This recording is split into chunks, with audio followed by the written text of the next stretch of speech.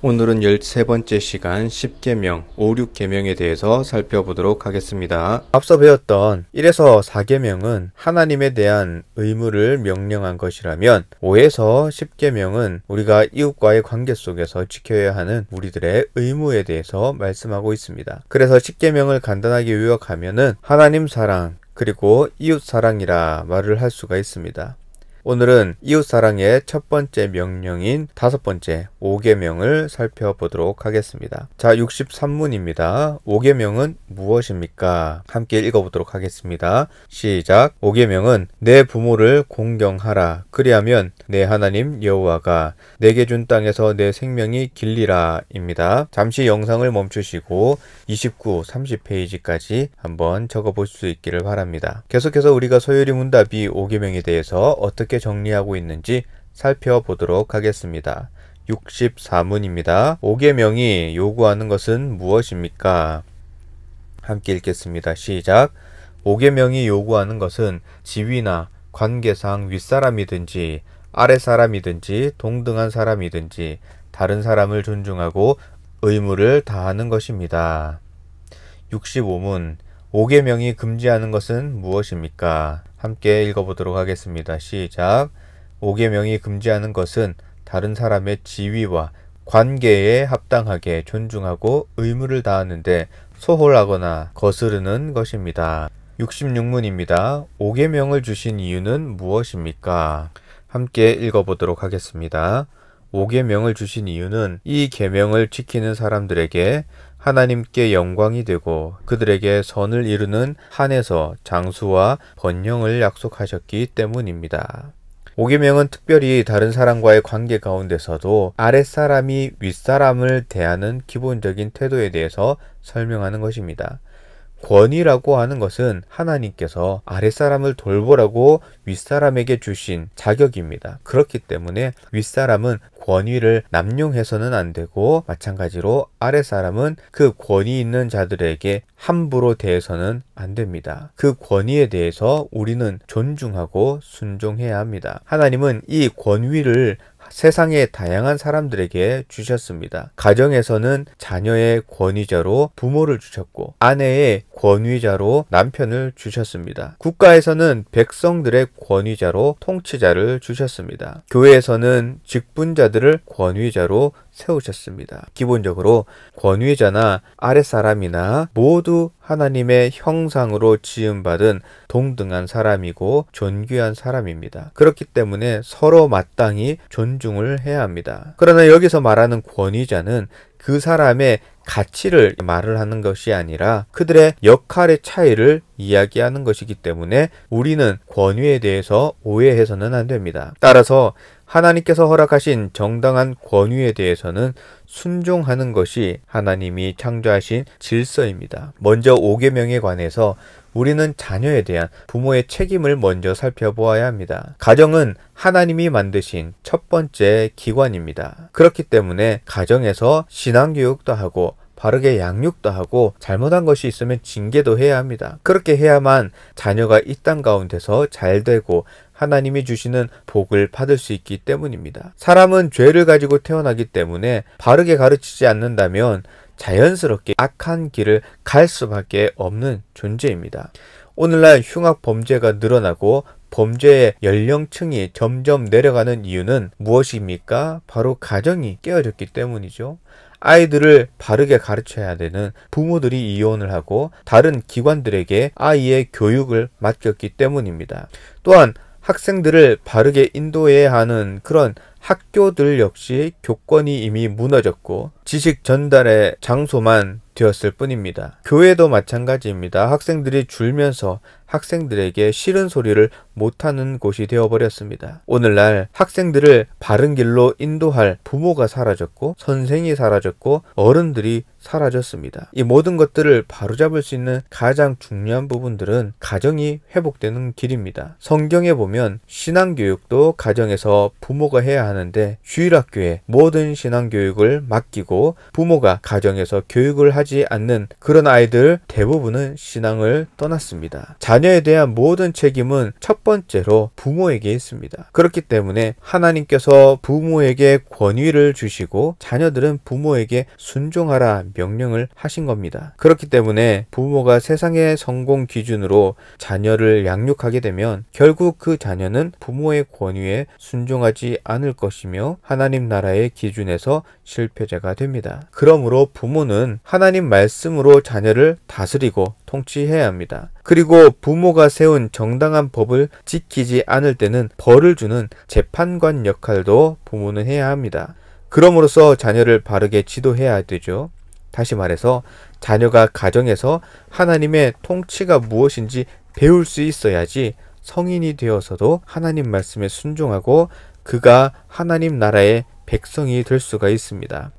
자녀들이 부모의 말씀에 순종하는 이것은 부모 공경의 가장 중요한 원리입니다. 그런데 주의해야 하는 것이 하나 있습니다. 부모도 죄인이기 때문에 부모의 가르침이 잘못될 수도 있죠. 특히 하나님을 섬기는 일에 부모가 반대를 하게 된다면 그런 부모의 말은 순종하지 않아야 합니다. 부모의 말씀에 순종하는 것은 하나님의 말씀에 위배되지 않는 그 범위 안에서 하라라는 의미입니다. 참고로 이것은 국민들이 국가에 순종하는 것과도 같은 원리이죠. 자녀는 부모가 꾸지람을 하고 징계를 할 때도 그것을 받아들여야 합니다.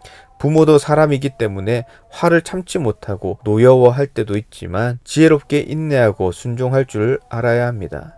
왜냐하면 부모님은 하나님의 대리자로 권위를 가지고 있기 때문입니다. 따라서 하나님의 말씀 안에서 행사되는 부모님의 권위를 대항하는 것은 하나님을 대항하는 것과 같습니다. 그러므로 눈에 보이는 부모를 잘 공경하고 순종하는 사람은 눈에 보이지 않는 하나님 아버지를 존중하고 순종할 수가 있습니다. 그러므로 부모를 공경하는 사람은 하나님의 복도 받을 수 있게 됩니다. 그러면 그는 어떠한 복을 받을까요?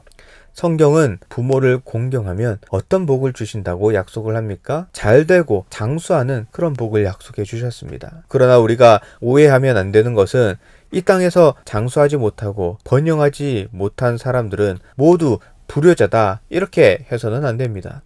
그래서 소유리 문답 66문에 5계명을 주신 이유에 대해서 이렇게 해석을 하는 겁니다. 하나님께 영광이 되고 그들에게 선을 이루는 한에서 장수와 번영을 약속하셨습니다. 이렇게 해석하는 이유는 어떤 성도에게는 일찍 하나님께 가는 것이 하나님께 영광이 되거나 그에게 유익이 되는 경우들도 있기 때문입니다. 반대로 악인들 가운데서도 장수하고 번영하는 사람들이 많기 때문에 우리는 하나님의 영광이라는 이 목적을 꼭 기억해야 합니다. 그렇기 때문에 하나님의 계명을 지키지 않으면서도 하나님의 복에만 관심을 가지는 것을 우리는 피해야 합니다. 따라서 부모님은 자녀가 세상적으로 부자가 되고 권력을 얻고 명예를 얻는 것보다 부모님의 가르침을 따라 사회의 한 구성원으로 교회의 한 지체로 주님의 말씀을 즐거워하는 자가 되는 것을 가장 복된 삶이자 자녀가 가장 잘 되는 그런 길이라는 사실을 기억해야 합니다. 또한 자녀는 윗사람을 공경하고 부모님께 순복할 때에 자신의 삶이 평안해지고 강건하며 하나님과의 관계도 잘 유지되는 복된 삶이라는 사실도 기억해야 합니다. 우리가 이어서 6계명에 대해서도 한번 살펴보도록 하겠습니다. 67문입니다. 6계명은 무엇입니까? 함께 읽어보도록 하겠습니다. 6계명은 살인하지 말라입니다. 잠시 영상을 멈추시고 31페이지, 32페이지를 적어 볼 수 있기를 바랍니다.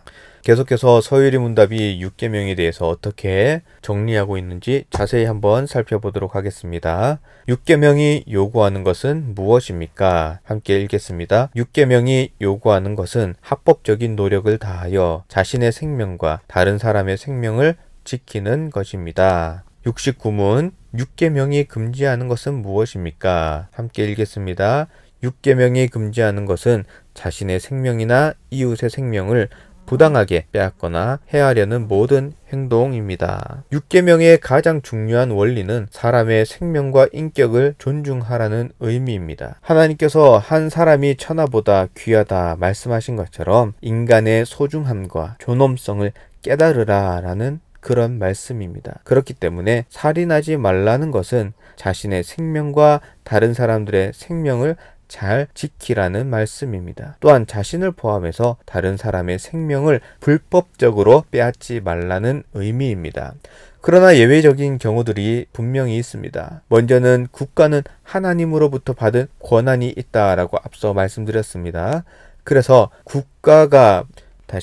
국가 안에서 범죄자에 대한 처벌을 할 때에 그렇게 할 수 있습니다. 사회의 질서를 유지하고 약자들을 보호하기 위해서 법을 실행하는데 사형제도가 있는 나라들도 분명히 있습니다. 그래서 국가의 공무원으로서 사형을 집행하는 사람들은 6계명을 어기는 것은 아닙니다. 두 번째로 자신의 목숨이나 가족의 목숨을 불법적으로 빼앗으려는 사람들에 대해서 정당 방위로 살인하는 경우에도 그렇습니다. 물론 과잉 방어를 하여서 사람을 죽게 하는 것은 잘못되고 또 다른 문제가 되지만 정상적인 정당 방위 안에서는 6계명을 범했다라고 할 수가 없습니다. 세 번째로 다른 나라의 침략을 받았을 때 국가가 방어 전쟁을 하는 과정 가운데서 발생한 살인의 경우에도 해당되지 않습니다. 그래서 기독교는 양심적 병역 거부를 하지 않습니다. 국가와 가족들을 보호하기 위해서 어쩔 수 없이 전쟁을 해야 하는 경우들도 있습니다. 이렇게 살인하지 말라는 계명은 하나님이 명하신 방법이 아닌 불법적인 방법으로 다른 사람이나 자신의 목숨을 빼앗는 것을 금지한다라는 뜻입니다. 사회적인 상식으로 대부분 사람들은 살인을 하면 안 된다라는 이 말에 동의를 합니다. 그런데 이런 질문을 하는 사람들이 있습니다. 사람을 죽이면 안 된다고 하면서 아무런 죄가 없는 소나 돼지 그리고 기타 동물들은 왜 죽여도 됩니까? 라고 물어봅니다. 이러한 질문을 하는 것은 그 사람이 추구하는 가치관에 따라서 그들의 답변이 달라질 수가 있겠죠. 먼저 우리는 하나님의 말씀을 따르는 사람으로 성경이 말씀하는 대로 답변을 하면 이렇게 답변을 할 수가 있습니다. 먼저 인간은 동물과는 다르게 하나님의 형상으로 창조된 존귀한 존재이기 때문입니다. 그리고 동물은 하나님께서 노아의 홍수 이후에 사람의 음식으로 허락하셨기 때문에 죽여도 됩니다. 그러나 이것은 사람의 생존을 위한 행위가 되어야지 사람의 욕심이나 재미를 위해서 이 동물들을 함부로 죽이거나 학대해서는 안 됩니다. 하나님께서는 분명히 사람에게 피조물을 다스리는 권한을 주셨습니다. 그런데 이 권한은 그들을 괴롭히고 함부로 그들의 생명을 빼앗는 것이 아니라 그들을 보호하라는 명령이기 때문입니다. 그래서 세계관이라는 것이 아주 중요하고 때로는 아주 무섭기도 합니다.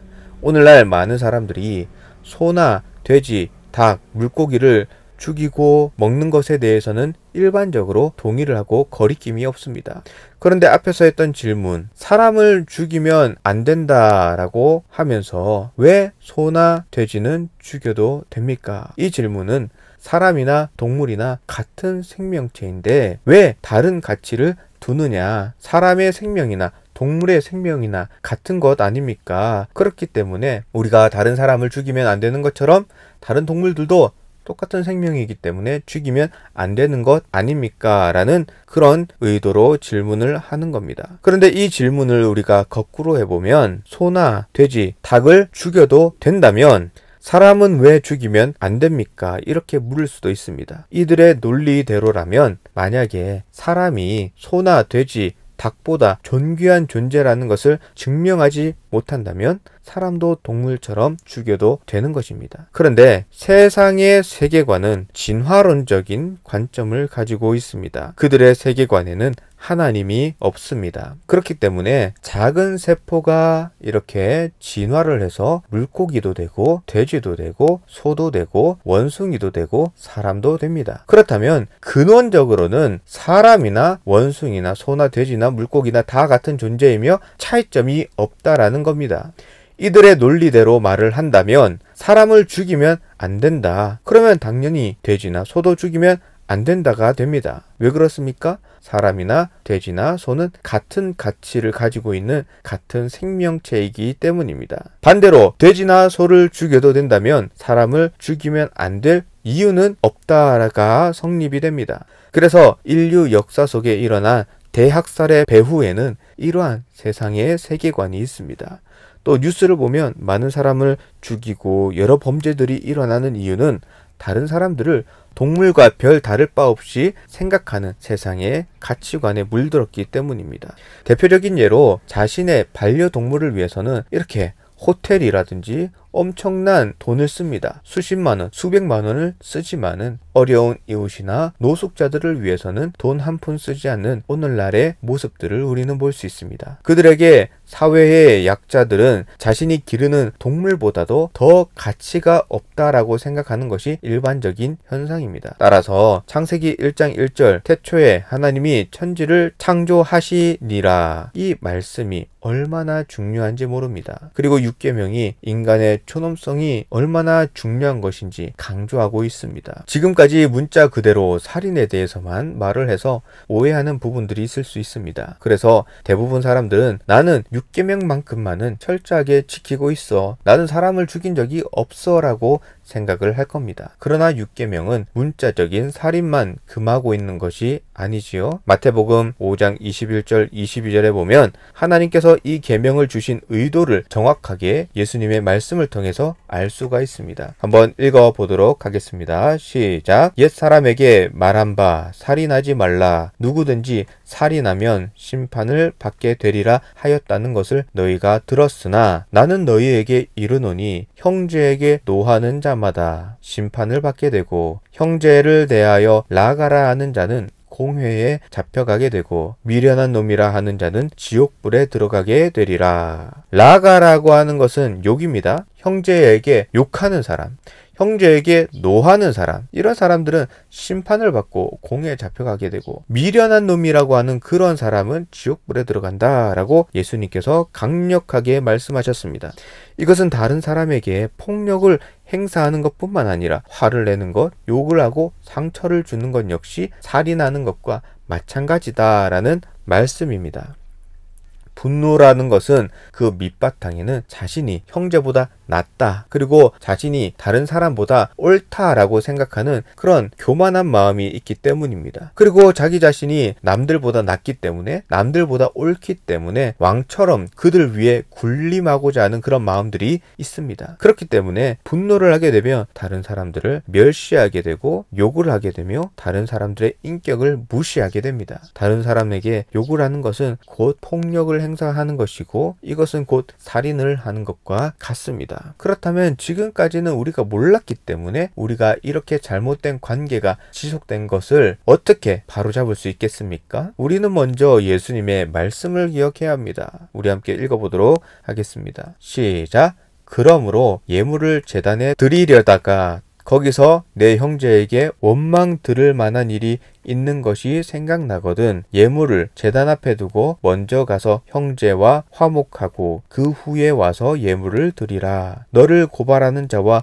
함께 길이 있을 때에 급히 사화하라. 그 고발하는 자가 너를 재판관에게 내어주고 재판관이 옥리에게 내어주어 옥에 가둘까 염려하라. 진실로 내게 이르노니 내가 한 푼이라도 남김없이 다 갚기 전에는 결코 거기서 나오지 못하리라. 우리가 이 계명을 온전하게 지키기 위해서는 어떻게 해야 하겠습니까? 먼저 내 안에 분노뿐만 아니라 다른 사람들이 나에게 가지고 있는 그런 분노까지 없애야 합니다. 살인이 일어날 수 있는 씨를 제거해야 한다는 의미입니다.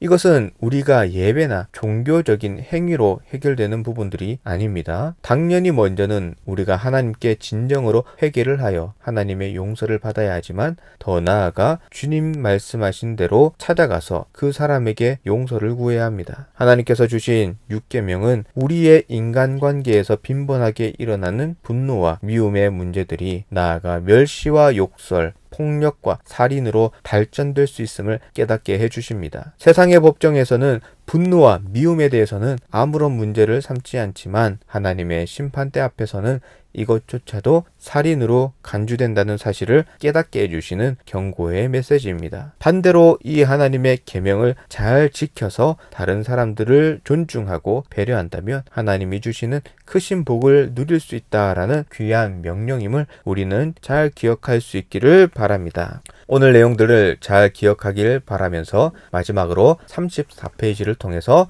오늘 배운 내용들을 점검하시고 35페이지 숙제를 할 수 있기를 바랍니다.